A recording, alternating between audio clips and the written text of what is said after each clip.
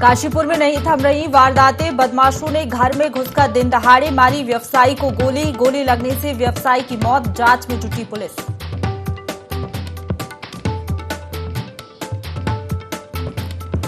चमोली का गोचर मेला जल्द होगा शुरू। मेले की तैयारियों को लेकर की गई बैठक। स्थानीय कलाकारों समेत राष्ट्रीय कलाकारों को दिया जाएगा मेले में निमंत्रण।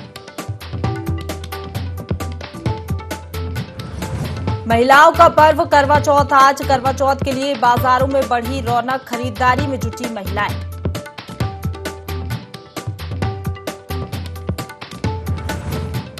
लोहाघाट में असामाजिक तत्वों का बोलबाला। शहर के बीचों बीच फैलाते हैं गंदगी। नगर निगम प्रशासन खंगाल रहा सीसीटीवी फुटेज के आधार पर की जाएगी कार्रवाई।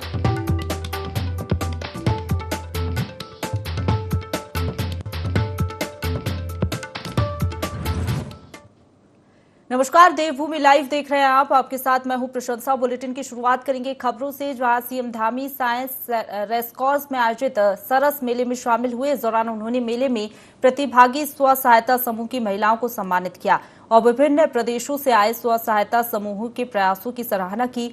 सरस मेलों को उन्होंने ग्रामीण आर्थिक और महिला सशक्तिकरण को मजबूती प्रदान करने वाला आयोजन बताया। सीएम ने मेले का भ्रमण करते हुए समूह के स्टॉलों में तैयार उत्पादों की जानकारी भी ली। उन्होंने कहा कि ऐसे आयोजन विभिन्न राज्यों के लिए परंपरागत हस्तशिल्प और लोक कलाओं को प्रभावी मंच देने के साथ ही उनके संरक्षण के लिए प्रोत्साहन भी देते हैं।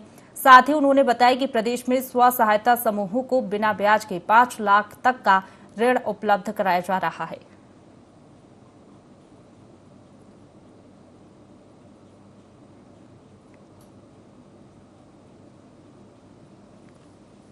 आगे बढ़ेंगे। मुख्यमंत्री पुष्कर सिंह धामी ने डांडा लखौड में एफडीए भवन और राज्य औषधि परीक्षण प्रयोगशाला का लोकार्पण किया। सीएम ने खाद्य सुरक्षा एवं औषधि प्रशासन विभाग के नवनिर्मित भवन का लोकार्पण किया, जिसे सीएम ने औषधि परीक्षण प्रयोगशाला की मजबूती के लिए बड़ी पहल बताया। करोड़ों की लागत से बनी इस प्रयोगशाला में आधुनिक उपकरण लगाए गए हैं। मुख्यमंत्री ने कहा कि उत्तराखंड में प्रकृति प्रदत्त अनेक संपदाएं हैं। उत्तराखंड आयुष, योग, धर्म एवं संस्कृति की भूमि तो है ही, अब उद्योगों की भूमि भी बन रही है। उन्होंने कहा कि राज्य सरकार औषधि निर्माता कंपनियों को हर संभव मदद देगी।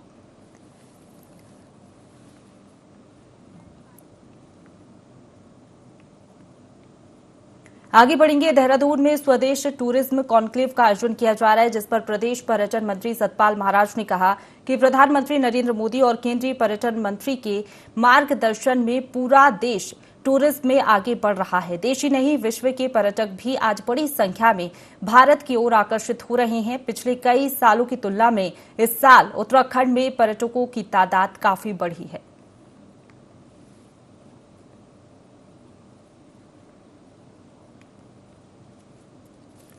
आगे बढ़ेंगे। उधम सिंह नगर के कुंडा थाना क्षेत्र में उस समय हड़कंप मच गया जब पुलिस ने दबिश दी। इस दौरान पुलिस और दूसरे पक्ष में गोलियां चल गई। बीजेपी नेता गुरतेज भुल्लर की पत्नी की गोली लगने से मौत हो गई है, जिसके बाद गुस्साए ग्रामीणों ने जाम लगा दिया और स्थानीय लोगों ने सिविल ड्रेस में आए सभी उत्तर प्रदेश पुलिस की गिरफ्तारी की मांग की है।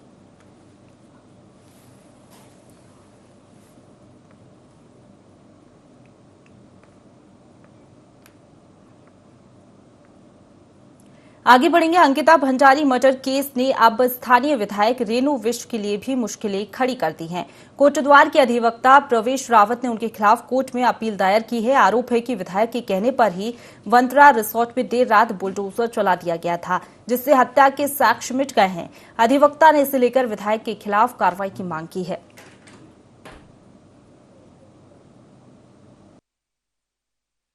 जो अंकिता भंडारी हत्याकांड यमकेश्वर में हुआ था, उस हत्याकांड ने पूरे उत्तराखंड को झकझोर के रख दिया था और हम सभी अधिवक्ताओं ने एक संकल्प लिया था, प्रण लिया था कि अंकिता भंडारी के परिवार के साथ हम पूरा न्याय करवाएंगे और जब तक न्याय नहीं मिल जाता हम चैन से नहीं बैठेंगे। इसी परिप्रेक्ष्य में जो अंकिता भंडारी का कमरा था जहां घटना घटित हुई थी, उसको स्थानीय विधायक रेणु विष्ट द्वारा आनन फानन में सुबह 3 बजे तोड़ दिया गया था, जला दिया गया था, जिससे कि सबूतों से छेड़छाड़ थी, नष्ट करने का उन्होंने किया था। इसी परिप्रेक्ष्य में माननीय न्यायालय में प्रार्थना पत्र दिया था कि स्थानीय विधायक रेणु विष्ट पर मुकदमा दर्ज हो और वो एक्यूज बनाई जाए। उसी प्रार्थना पत्र को स्वीकार करते हुए तहसीलदार यमकेश्वर से रिपोर्ट तलब की गई है और उसमें नेक्स्ट हेयरिंग अब 18 अक्टूबर लगी है। और मैं विश्वास है माननीय न्यायालय पे कि रेणु भी जो स्थानीय विधायक है वो भी एक्यूज बनेगी, उनको एक्यूज बनाया जाएगा क्योंकि वो तथ्य मिटाने छुपाने की दोषी हैं। आगे बढ़ेंगे। चमोली में गोचर मेले के भव्य आयोजन को लेकर बैठक आयोजित की गई, जिसमें अलग अलग समितियां बनाई जाने पर फैसला लिया गया। मेले में स्थानीय उत्पादों और कलाकारों को महत्व दिए जाने को लेकर चर्चा की गई। साथ ही मेले में राष्ट्रीय स्तर के कलाकारों को भी आमंत्रित किया जाएगा। सुरक्षा एवं सफाई व्यवस्थाओं पर खास ध्यान दिया जाएगा। जिलाधिकारी ने मेले को सफल बनाने के लिए सभी विभाग अध्यक्षों को जरूरी निर्देश दिए हैं। गौचर मेला प्रस्तावित है, उसके क्रम में आज सभी जो हमारी समितियों के जो संयोजक हैं और साथ ही साथ जनपद स्तरीय अधिकारी हैं, माननीय विधायक जी की उपस्थिति में एक बैठक का आयोजन किया गया ताकि जो जिन जिन कार्यों के लिए हमें अधिप्राप्ति की जानी है और साथ ही साथ जिन जिन समितियों का गठन किया जाना है उसको अंतिम रूप दिया जा सके और सभी जो समितियों के अध्यक्ष या संयोजक है वे अपना काम तत्परता से कर सकें। एक ऐतिहासिक मेला है, राज्य स्तरीय मेला है और इससे पहले 2 साल मेला नहीं हो पाया कोविड महामारी के कारण, लेकिन हम सब लोगों का प्रयास है कि गौचर का जो मेला पहले से ऐतिहासिक रहा है वो इस बार भी हम उसको नए स्वरूप में प्रदर्शित करें। और निश्चित रूप से अभी बैठक भी है तो हम सब लोगों का प्रयास है कि इसमें अधिकारी भी हैं, हम सब जनप्रतिनिधि भी हैं, प्रयास रहेगा कि अच्छा मेला। आगे बढ़ेंगे। जहां एक ओर पूरे देश में स्वच्छ भारत मिशन चल रहा है तो वहीं दूसरी ओर लोहाघाट नगर में कुछ लोगों ने नगर पालिका की नाक में दम कर दिया है। इन दिनों कुछ लोग चोरी छिपे चौक, अस्पताल सहित एसडीएम कार्यालय के सामने कूड़ा फेंककर नगर पालिका के स्वच्छता अभियान पर पलीता लगा रहे हैं। इस दौरान नगर पालिका के अध्यक्ष गोविंद वर्मा ने बताया कि पूरे मामले की जांच की जा रही है और सीसीटीवी फुटेज के आधार पर कार्रवाई की जाएगी। बार बार नगर पालिका द्वारा लोगों को जागरूकता स्वच्छता के प्रति किया जाता है और कुछ लोग हैं गांधी चौक और सामुदायिक स्वास्थ्य केंद्र के पास जो लोग बार बार कहने की बात नहीं मान रहे हैं। कल सीसीटीवी फुटेज निकलवाई गई जिसमें कुछ लोगों की पहचान हो चुकी है और कुछ लोगों की पहचान करनी अभी बाकी है। जैसे ही सब लोगों की पहचान हो जाती है उसके बाद इनके खिलाफ जो भी वैधानिक कार्रवाई होती है नियमानुसार कानूनी कार्रवाई अमल में लाई जाएगी और चालानी जुर्माना भी किया जाएगा। आज करवा चौथ के मौके पर देश भर के बाजारों में रौनक छाई हुई है। लक्सर के बाजार भी करवा छलनी से लेकर महिला श्रृंगार के सामानों से गुलजार हैं। सभी सुहागिन महिलाएं बड़े उत्साह से इस त्योहार को मनाती हैं। दिन भर भूखी प्यासी रहकर अपने पति की लंबी उम्र की कामना करती हैं और 16 श्रृंगार कर महिलाएं शाम को करवा देवी की पूजा करती हैं, जिसके लिए खरीदारी भी की जा रही है।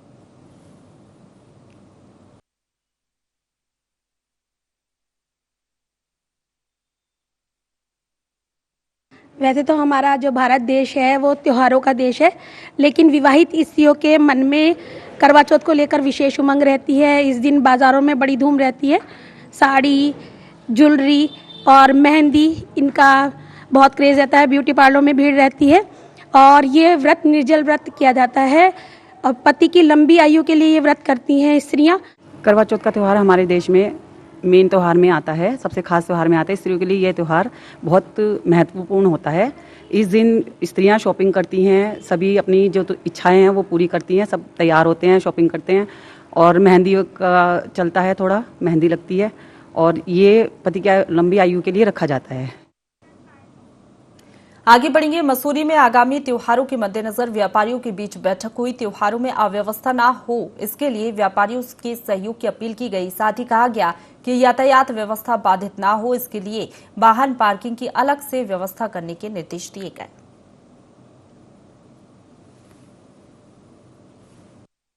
मसूरी पुलिस विभाग द्वारा कोतवाली प्रभारी निरीक्षक श्री दिग्पाल सिंह कोहली जी ने के दिशा निर्देश पे एक बैठक बुलाई गई, जिसमें दिवाली और आगामी त्योहारी सीजन पर खासकर लंडौर बाजार, कुलरी बाजार, लाइब्रेरी बाजार के बारे में किस प्रकार से बाजार सुचारू रूप से चलें, किस प्रकार से नागरिकों को और पर्यटकों को दिक्कत ना हो और किस प्रकार से व्यापारियों के व्यवसाय बढ़े, इस पे चर्चा हुई।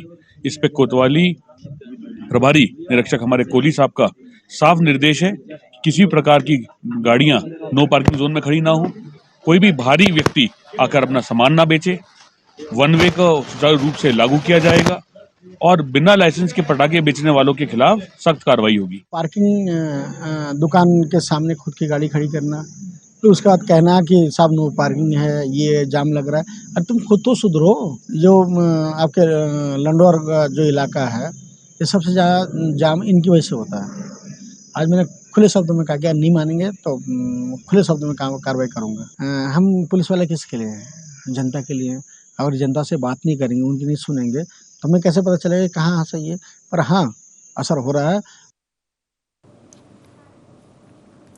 आगे बढ़ेंगे। आगामी त्योहारों को देखते हुए खाद्य सुरक्षा विभाग अलर्ट मोड पर आ गया है। इसी कड़ी में खाद्य सुरक्षा अधिकारी चंपावत योगिता तिवारी ने लोहाघाट में मिठाई और परचून की दुकान में छापेमारी कर खाद्य पदार्थों के सैंपल लिए, साथ ही व्यापारियों को एक्सपायरी माल न बेचने और अच्छी कंपनियों का सामान बेचने के लिए निर्देश दिए।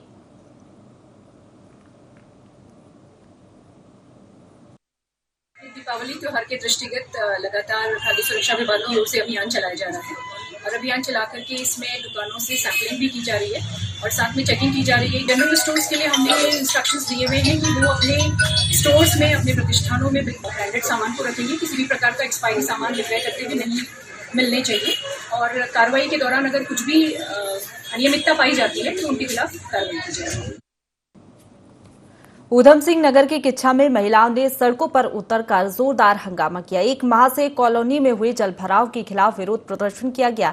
देवरिया टोल प्लाजा पहुंचकर महिलाओं ने अधिकारियों के खिलाफ नारेबाजी की और 10 दिन के अंदर समस्या समाधान की मांग की। वहीं इस पर अधिकारियों ने जल्द कार्रवाई का भरोसा दिया है।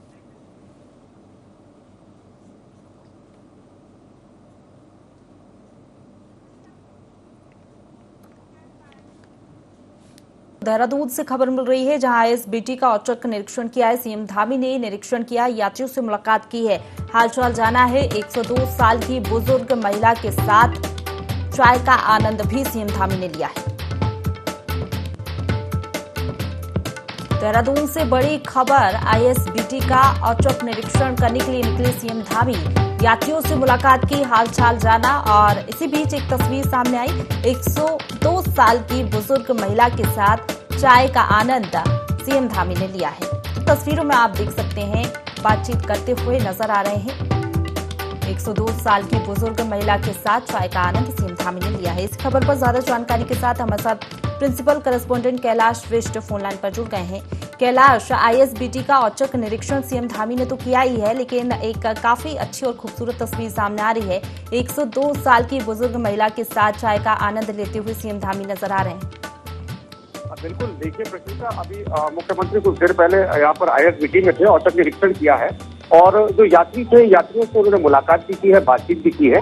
और 102 वर्षीय एक पर्यटक उत्तराखंड आई हुई थी, जो अपने गंतव्य के लिए जा रही थी, तो उनसे भी उन्होंने विचार विमर्श किया, उनसे भी उन्होंने बातचीत की, साथ में चाय भी उन्होंने पी। लेकिन साथ ही उन्होंने नाराजगी व्यक्त की है। जिस तरीके से अगर आईएसबीटी की बात करें तो आईएसबीटी में जो अव्यवस्थाएं थी, अव्यवस्थाओं को लेकर खासा नाराज नजर आए मुख्यमंत्री। और उन्होंने आईएसबीटी के जो अधिकारी हैं, जो कर्मचारी हैं, उनको निर्देश दिए हैं कि जो गंदगी है वहां पर पसरी हुई जो अव्यवस्थाएं हैं, और जो साथ ही कुछ यात्रियों ने जो कंप्लेंट की थी, उसको बहुत गंभीरता से लिया। उन्होंने निर्देश दिए कि तमाम अव्यवस्थाओं को जल्द यहाँ पर दुरुस्त किया जाए। जो सफाई व्यवस्था को लेकर जो कहा मुख्यमंत्री ने, वो यही कहा कि जो गंदगी पसरी पड़ी उसको ठीक किया जाए, क्योंकि जो आईएसबीटी है, आईएसबीटी में सिर्फ देहरादून के लोग ही नहीं बल्कि बाहर के लोग भी उत्तराखंड आते हैं। तो जाहिर सी बात है कि यहाँ की जो पहचान है, वो पहचान और जो साफ से कहीं ना कहीं बट्टा लगाने का काम आईएसबीटी कर रहा है। तो आज काफी गंभीर नजर आए हैं मुख्यमंत्री और कड़े शब्दों में यहाँ पर उन्होंने कहा है कि अगली बार दोबारा वो आएंगे यहाँ पर और जांचेंगे कि जो निर्देश उन्होंने दिए थे क्या उनका पालन हुआ है, नहीं हुआ है। और पालन अगर नहीं होता है तो उसके परिणाम गंभीर होंगे, कार्रवाई गंभीर होगी। तो कहीं ना कहीं आज लोगों को भी इस बात की संतुष्टि थी और जो पर्यटक और खासतौर पर जो पैसेंजर्स वहाँ पर थे आईएसबीटी में, उन्होंने भी आज संतोष व्यक्त किया है, क्योंकि वो बुजुर्ग महिला के साथ साथ कुछ अन्य पर्यटकों से भी उन्होंने बातचीत की, अन्य जो पैसेंजर्स थे उनसे भी उन्होंने बातचीत की और 2-4 वहाँ पर चालक और परिचालक थे, उनसे भी उन्होंने जाना कि क्या उनको किसी तरह की दिक्कतें हैं। तो तमाम दिक्कतों का संज्ञान आज मुख्यमंत्री ने लिया है, जिसके पालन के लिए निर्देश दे दिए गए। बिल्कुल कैलाश, और एक सवाल यहाँ पर ये भी बनता है, क्या कई बार शिकायतें मिल रही थी यहाँ पर, तभी सीएम धामी औचक निरीक्षण पर निकले? क्या अधिकारी यहाँ पर दौरा करने के लिए नहीं पहुंचते थे, जो खुद प्रदेश के मुखिया को इस तरीके से निरीक्षण पर निकलना पड़ा, या फिर कई बार शिकायतें मिली लेकिन कार्रवाई नहीं हुई। ये बिल्कुल काफी समय से शिकायतें मिल रही थी मुख्यमंत्री को कि यहाँ पर जो अव्यवस्थाएं हैं, अव्यवस्थाओं का बोलबाला है। यहाँ पर जो परिवहन मंत्री है, उनके भी संज्ञान में मामला आया था। परिवहन मंत्री भी एक बार इसका संज्ञान ले चुके हैं, लेकिन कार्रवाई उतनी असरदार नहीं दिखी। इसीलिए आज औचक निरीक्षण पर आए। अपने कैंप कार्यालय में मुख्यमंत्री थे, लेकिन अचानक उनका दौरा होता है ISBT का। यहाँ पर आते हैं, उसके बाद अफरा तफरी यहाँ पर सब मचती है। जब खुद मुख्यमंत्री पहुंचते हैं जगह जगह, कई दुकानों में उन्होंने जाकर देखा। उसके बाद जो शौचालय बना हुआ है ISBT में, वहां पर उन्होंने देखा कि कितनी गंदगी वहां पर थी। उसके अलावा जो पुलिस चौकी जो बनी हुई है ISBT में, उसका वहां पर गंदगी फंसी हुई थी। जो एंट्री जहां से होती है ISBT, जो अंतर्राज्यीय बस अड्डा है, तो जाहिर तौर पर अव्यवस्थाएं थी। डग्गामार वाहन बाहर खड़े थे, उसको लेकर भी उन्होंने साफ तौर पर कहा है कि यहाँ से कोई भी जो डग्गामार वाहन है वो संचालित ना किए जाए। और साथ ही जो राज्य परिवहन की जो बसें हैं, उन बसों को प्रॉपर यहाँ पर समय से यहाँ पर संचालित किया जाए, ताकि जो यात्रियों को कोई दिक्कत ना हो, जो आने वाले यहाँ पर पर्यटक है उनको कोई दिक्कत ना हो। और खासतौर पर जो लोग यहाँ पर आते हैं, जिस तरीके से मुख्यमंत्री ने कहा कि अगर लोग यहाँ पर आते हैं और उनको अगर गंदगी यहाँ पर नजर आती है, तो जाहिर तौर पर उसका जो असर है, जो छवि है देहरादून की, वो ठीक नहीं जाएगी। तो इस तरह की जो निर्देश है वो दिए गए हैं और उम्मीद यही की जा रही है कि मुख्यमंत्री के जो निर्देश है उन निर्देशों का पालन हो पाएगा। जी, शुक्रिया आपका हमारे साथ जुड़ने के लिए और तमाम जानकारी के लिए। आगे बढ़ेंगे। लोहाघाट के B.Ed संकाय का महिला छात्रावास पिछले 7 वर्षों से बंद पड़ा हुआ है, जिस कारण कॉलेज में पढ़ने वाली छात्राओं को हॉस्टल में रहने की सुविधा नहीं मिल पा रही है। हॉस्टल बंद रहने की वजह से जर्जर हो चुका है। दूर दराज क्षेत्रों से पढ़ने आने वाली छात्राओं ने कॉलेज प्रबंधन से जल्द हॉस्टल खोलने की मांग की है। छात्राओं का कहना है कि कॉलेज में हॉस्टल होने के बावजूद भी उन्हें हॉस्टल की सुविधा नहीं मिल पा रही है, जिस कारण उन्हें महंगे किराए के कमरे लेकर रहना पड़ रहा है। वहीं कॉलेज की प्राचार्य डॉक्टर संगीता गुप्ता ने बताया कि इस सत्र में वे दूर दराज क्षेत्रों से आने वाली गरीब घर की छात्राओं के लिए हॉस्टल की सुविधा देने जा रही हैं।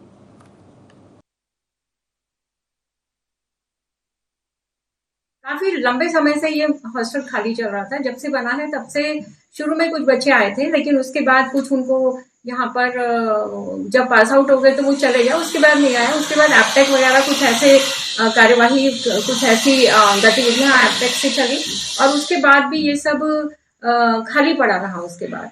लेकिन जब से मैं आई हूँ, मैं प्रयासरत हूँ कि इस वर्ष में कुछ लड़कियां जो बाहर से आती हैं उन्हें रूम देना पड़ता है और वो हमारे हॉस्टल में आकर रहें।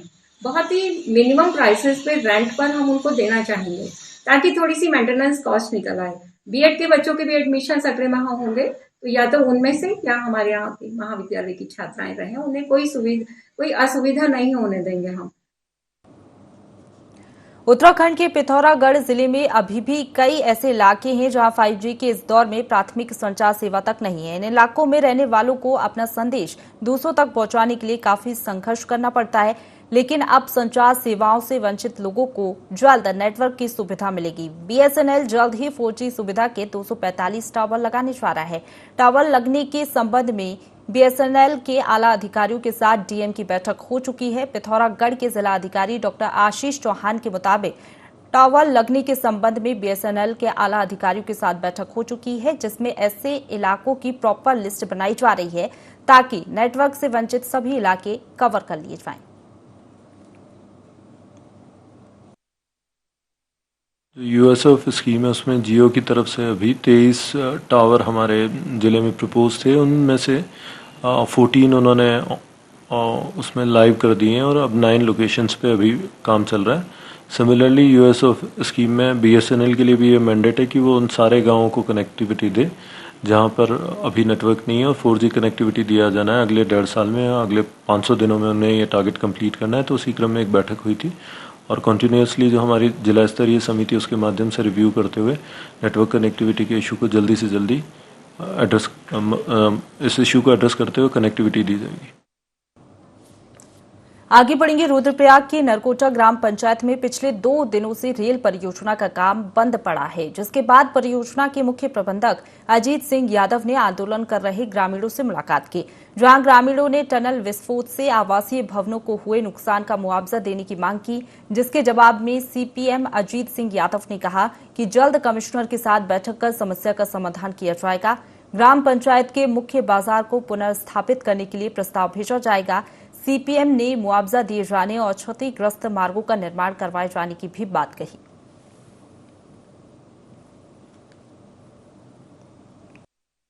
यहाँ पर मुख्य बिंदु इनके घरों में क्रैक टनल की ब्लास्टिंग की वजह से तथाकथित कहे गए, उसी के ऊपर ज़्यादा चर्चा हुई है तथा अन्य कुछ सड़क मार्ग, कुछ इनके गांव तक पहुंचने वाले रास्ते थे जो टूटे हैं, उनकी रिपेयर मरम्मत की बात की गई है। और ब्लास्टिंग की वजह से यदि पुराने क्रैक भी रहे हैं तो वो उनके ऊपर ब्लास्टिंग का कोई असर हुआ है या नहीं हुआ है, ये एस्टैब्लिश हो जाए तो आगे की कार्रवाई करने में हमें एक रास्ता दिखाई देगा।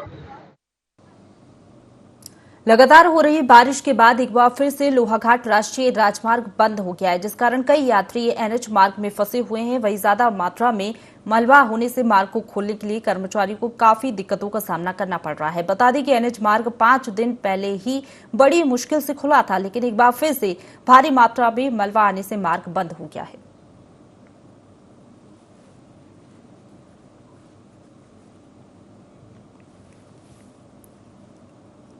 आगे बढ़ेंगे। लालकुआं में पुलिस ने इंडियन ऑयल डिपो के टैंकर से डीजल चोरी करने वाले गिरोह का पर्दाफाश किया है। पुलिस ने गिरोह के 2 सदस्यों को गिरफ्तार किया है। पकड़े गए आरोपियों के पास से टैंकर सहित 11,000 लीटर डीजल और उपकरण बरामद किए गए हैं।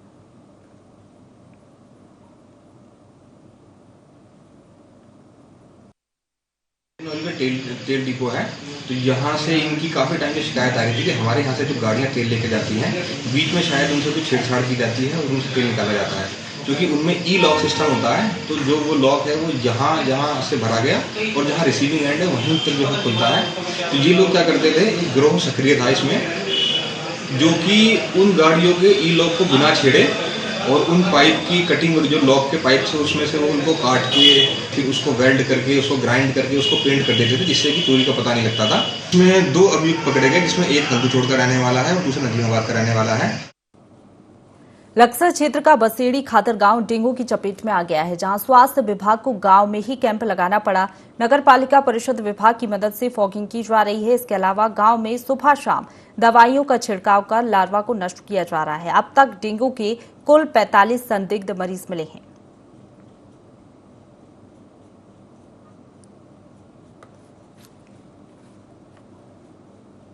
इसी के साथ बुलेटिन में फिलहाल इतना ही। खबरों का सिलसिला लगातार जारी है, आप बने रहिए हमारे साथ।